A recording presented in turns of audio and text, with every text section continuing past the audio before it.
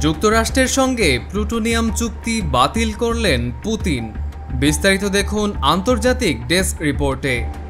যুক্তরাষ্ট্রের সঙ্গে আগে থেকেই স্থগিত থাকা প্লুটোনিয়াম নিষ্পত্তি চুক্তি আনুষ্ঠানিকভাবে বাতিল করেছেন রুশ প্রেসিডেন্ট ভ্লাদিমির পুতিন। সোমবার ২৭ অক্টোবর এই সংক্রান্ত একটি আইন স্বাক্ষর করে চুক্তিটি বাতিল করেন রুশ প্রেসিডেন্ট। এ চুক্তি বাতিলের ঘটনা মস্কো ও ওয়াশিংটনের মধ্যে ক্রমবর্ধমান উত্তেজনা এবং ভেঙে পড়া পারমাণবিক নিষ্ক্রিয়করণ কাঠামোর ওপর আরও একটি বড় আঘাত হিসেবে দেখা হচ্ছে। ২০০০ সালে সই হওয়া এই চুক্তি অনুযায়ী দুদেশের নিজেদের অস্ত্র ভাণ্ডারে থাকা উদ্বৃত্ত উচ্চমাত্রার ৩৪ টন করে প্লুটোনিয়াম ধ্বংস করার কথা ছিল। বিশেষজ্ঞদের মতে দুই দেশের মোট ৬৮ টন প্লুটোনিয়াম দিয়ে প্রায় ১৭,০০০ পারমাণবিক ওয়ারহেড তৈরি করা যেত।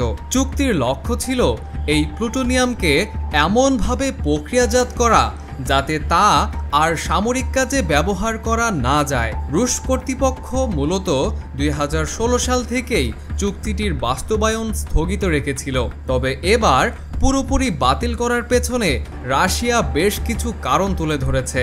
মস্কোর অভিযোগ, যুক্তরাষ্ট্র রাশিয়ার বিরুদ্ধে একাধিক শত্রুতাপূর্ণ পদক্ষেপ নিয়েছে এবং ন্যাটোর সম্প্রসারণ ঘটিয়ে কৌশলগত স্থিতিশীলতা নষ্ট করেছে।